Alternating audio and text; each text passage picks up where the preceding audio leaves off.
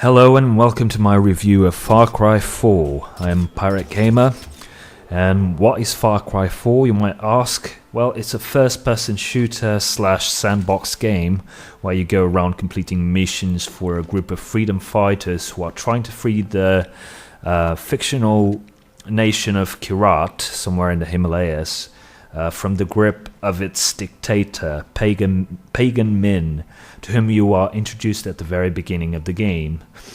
If you've seen the box art for the game, it's that guy on the front cover who looks like a cross between Barcelona's Neymar and a Taiwanese pimp. So you have a main storyline to follow through and a bunch of side missions that you can take on at any given time. You can also go hunting wild animals of all sorts in order to obtain their skins, and then use said skins to craft items like bigger bags to carry ammo or a bigger wallet to carry cash. For example, if you've never played a Far Cry game before, this is the gist of it. So yes, it does feel a lot like Far Cry 3, but in a new setting and with new characters. And to be honest, there's not much in the way of innovation. But I guess at this point, the Far Cry formula seems to have been perfected to the point where most of its gameplay mechanics are really enjoyable. I personally didn't feel like the game needed a ton of new mechanics for it to be worthy of a purchase. And that's really the bottom line here. The game will give you back the money you paid for it in the form of many hours of entertainment for sure. If you enjoyed Far Cry 3, I think you will enjoy Far Cry 4. At least I did. It does a lot of things right, particularly the combat. Once you've adjusted the mouse sensitivity and the field of view on the PC, that is, to your liking, it's enjoyable but fair. The combat, it's not too easy. I mean, you can pick out several enemies with headshots with a bit of practice, but you can't just Rambo out your way through a camp and expect to come out alive. The AI is competent enough to flank you, to throw grenades at you if you hole out somewhere to try and flush you out. There are different types of enemies that require different strategies to take out. Overall, the combat is solid and satisfying. The main storyline is interesting, if a bit confusing at times. The main characters are intriguing due to their ambiguity. It's not always clear who you should be trusting, and the same can't be said for the non-main characters, the characters that give you side missions. But we'll get to that in a bit. So there's a lot of stuff to do, loads of places to explore, lots of vehicles to drive and things to collect. A few highlights when it comes to vehicles are probably the wingsuit, and the quad bikes, and in the Himalaya levels, the snowmobiles. Those are all quite fun. It's a rich experience if you like open world sandboxes. In fact, I think it's one of the best this year. However, there are a few negative aspects that I think can be improved on in the future. The main one for me probably is the user interface. I think it's terrible. The map is a complete mess. On PC, it's anything but intuitive to hold your right mouse button down to drag the map around. It feels really weird. There are way too many icons that look too similar, and even though you can toggle a bunch of stuff off, which is what I did, it still ends up feeling cluttered and doesn't do its job as a map. A map is supposed to help you navigate through the world, not confuse the hell out of you. Also, on the subject of the map, why on earth won't the fog of war that covers it disappear when you've passed through an area? You know, when you've explored an area, you still won't be able to see it on the map. It makes no sense. You can only clear it if, one, you climb up one of the propaganda towers, just like in Far Cry 3, or if you liberate a camp. And I don't know, that doesn't seem to make any sense to me. The towers, I don't know why they reveal ridiculous things like the insides of caves. It's not like you could see that from a tower, so it's a bit nonsensical. It's not like you would climb a tower and suddenly you can see things that are behind hills or deep underground. Fortunately, one of the coolest vehicles is the buzzer. So it's a sort of a mini helicopter, which helps a lot with this issue of having to climb towers, which was really annoying in Far Cry 3. Especially, I mean, it's not fun, and it was really frustrating when you've climbed almost all the way to the top and then you miss a jump and end up falling down to your death. So this buzzer, this new vehicle, basically lets you fly up to the top of the tower and land the vehicle there and just disable the propaganda radios, which will then reveal stuff on the map. One niggle I have with the game are the constant cries for help that you hear everywhere you go. There's always someone crying out for you to help them, whether it's because they're being attacked by eagles, and never has the world seen such aggressive eagles, seriously, or when they get attacked by any other type of animal, when they're under fire, when some maniac drives too close to them on the road. So these NPCs are always crying out for help. Even when you liberate a camp and go into a safe house to save your progress, there's always someone inside screaming in agony or something like that because someone is killing their cattle. Some trivial things like that. Sometimes there are genuine situations where you feel like they should legitimately be desperately asking for your help, but most of the time it's just a bit annoying.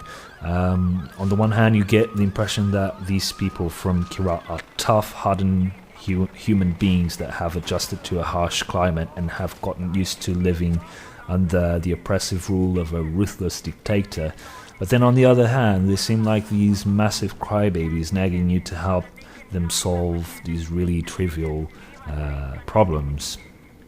And speaking of safe houses, what's the deal with being able to buy ammo and guns, or even sell your unwanted goods using these closets or these wardrobes?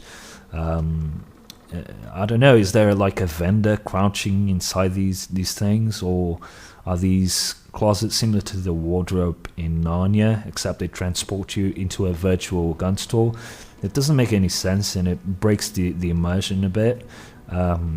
Like, where are you leaving the money that you used to buy the stuff that you're getting? It's a bit nonsense, and I think it would make more sense to have a place where you could fast travel to refill your ammo, or buy or customize your weapons, or maybe a few shops under those same conditions spread around the place.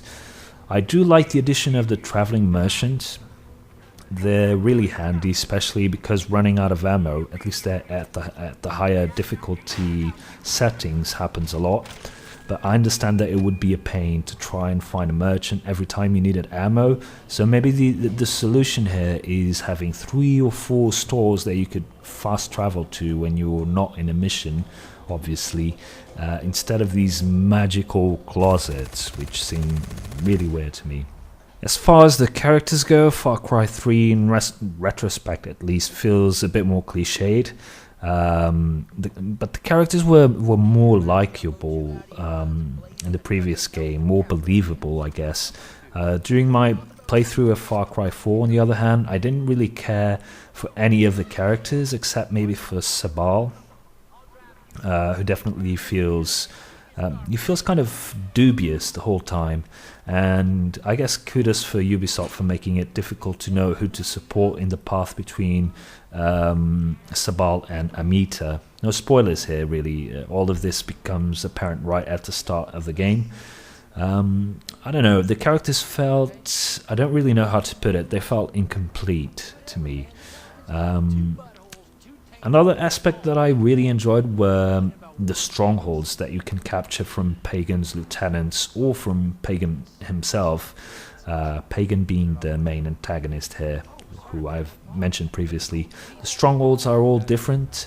and can be approached in completely different and creative ways. The AI, for the most part, makes it really a really balanced experience. I enjoyed going in stealth mode and trying not to be detected, but was happy to see that even when you are detected, you don't get bonus experience, and you have to fight through multiple waves of enemies if they trigger the alarms. But the action-oriented experience of capturing the stronghold is still a lot of fun, even when you're detected, with plenty of room for planning, even if you go all out aggro. Definitely a really cool addition. Some people won't like the fact that you get to restart these missions, as well as the camp liberations for that matter, if you fail. In fact, it automatically resets you near these locations when you fail. When you fail, I mean when you die. Personally, it wasn't something that I felt broke the immersion for me, but I can see it being a deal breaker for some people. There are no consequences for failing a mission, basically. You are simply thrown back to a previous point in time, sometimes with many of the enemies that you killed in your first attempt already dead. It's not perfect, I admit, but it didn't bother me too much. But it's something for Ubisoft to consider in future games. Maybe a hardcore mode where if you fail to capture a camp or a stronghold, there are harsher consequences for doing so. In fact, I think they're planning a DLC that's sort of like this. I think based around the prison missions. I don't want to give away any information that might be a spoiler, so I won't dig into that. So anyway, on the subject of going back and restarting missions, why aren't we able to save the game? I mean, there is a save option, but what I mean is, why can't we have save states, save slots that we can go back to in time and replay from any given point? The whole experience becomes just continuous. If I want to explore different paths now that I've completed the game, or make different decisions, I can't reload a previous save and at some point in the game I have to replay the whole thing. I don't see an explanation for this. Maybe they're dumbing down the game so that it's more accessible for the masses, I don't know. But it's annoying. I'm curious to see how the story would have evolved had I made different choices, but now I just feel like going back and investing a ton of time into doing a lot of the same missions all over again is just not worth it. So in the future, Ubisoft, please let us use save states. Seriously, don't take that option away from players. It's a basic feature. In other news, much like in Far Cry 3, and I'll try to avoid spoilers here again, you will be taken outside of the realm of reality, either through crazy drug-induced mind trips or shenanigans of that sort, or through a bunch of missions that occur in the Himalayas, the snowy part of the Himalayas high up in the mountains. I don't really enjoy being taken out of the game world, but I can see some people enjoying the change of pace. Without going into much detail, I hated the Shangri-La missions. I think they would have a place in a DLC similar to Blood Dragon, but it's annoying having them in the main game. I don't think everyone will agree with me on this, so it's kind of a personal criticism of mine, but I wish they didn't exist as part of the main game. And even though they don't hinder your progression, meaning you can complete the main storyline without having to do all of these side missions, if you want to level up certain skills, you do need to go into Shangri-La and do the whole mystical stuff in there. They are visually pleasing. They feel maybe like an indulgence from the devs rather than something that should have been in the main game, like I said.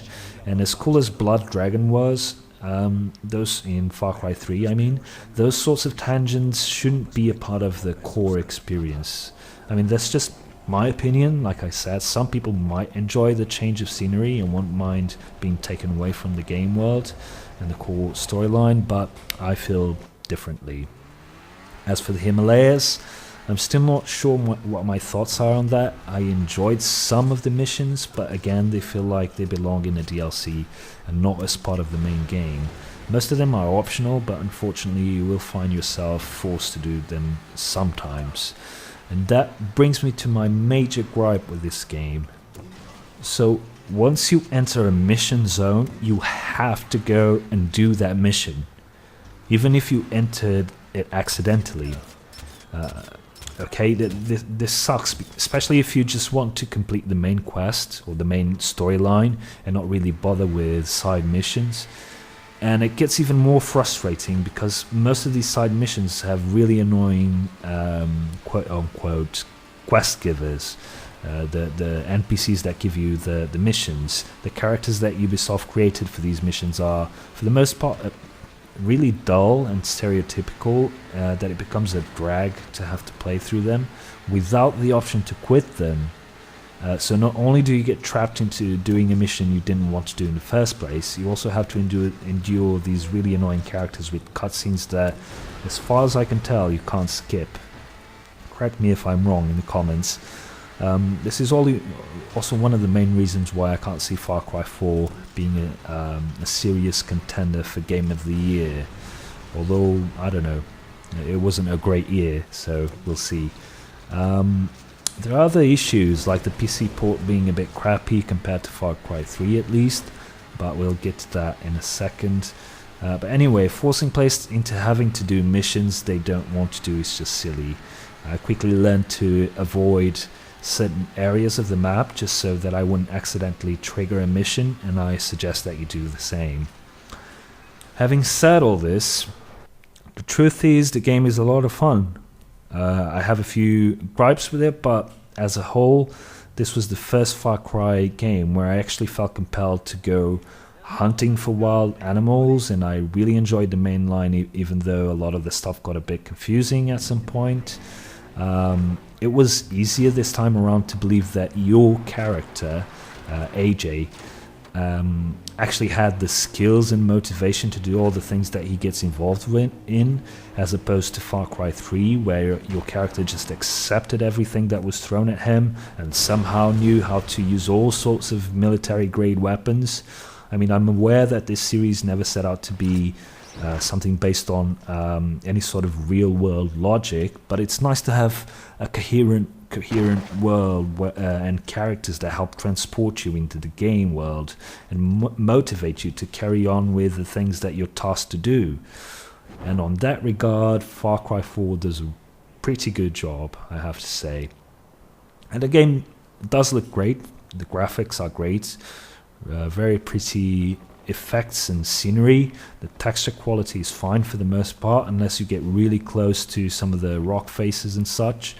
I'm running the game on an AMD R9 290X with the latest drivers and game patches at the time of recording this, and I get between 50 and 70 frames per second on ultra settings with MSAA ×2 for anti-aliasing. I know that NVIDIA GPUs have another AA option which I think improves the frame rate without reducing the visual quality. So if you have an NVIDIA GPU, you're in luck. You'll probably get even better performance. But unfortunately, at least at the time of me recording this, Ubisoft still hasn't fixed the issue of the frame rate dipping constantly while you're driving, or even while running on foot. You get these very noticeable hiccups that definitely make the whole experience a bit straining. I got past it. It's annoying but still playable, but it should be fixed. You've probably noticed it a lot on this video already, I'm sure, these hiccups. And I've heard there's a fix for it that reduces the texture quality or something like that, but helps fix this issue. But the truth is, I don't like messing with INI files. I just want a game that runs well. I have high-end hardware, so my expectations are that the game will perform well at least at 1080p without these constant frame dipping issues. So Ubisoft, look at what the guys from The Vanishing of Ethan Carter did and learn from them. Buy that game studio if you have to. That game looks a lot better than Far Cry 4, and it runs a lot smoother with no frame hiccups of this sort, even on some mid-level GPUs. So anyway, rant over. What else can be said about the game? Do I recommend you buy it at full price? If you've enjoyed Far Cry 3, this is basically the same game with some improvements on a completely different setting, a setting that hasn't been explored much in video games, like the Himalayas area, which is really cool. And in that case, yes, I think it's worth $50 or $60, or if you're in Europe like me, closer to $100. We get ripped off hardcore over here, unfortunately. I still think it will give you back that money in terms of entertainment. If, on the other hand, you've never played a Far Cry game before, then by all means grab Far Cry 3 and wait for Far Cry 4 to come down in price. 6 months from now, you'll probably cost $6 or $7 on a Steam sale. In fact, Far Cry 2 is also a worthy buy at this point. It's super cheap, and even though it's not as good as Far Cry 3 or 4, it still shares many of the same mechanics, so it will be a good introduction to the series. So in conclusion, Far Cry 4, a fun and enjoyable game that will give you your money back in buckets of entertainment, but not without its faults, as I've discussed here. So thank you for watching, and do subscribe to my channel if you'd like to see more reviews in the future and let's plays and things of that sort, and I'll see you next time.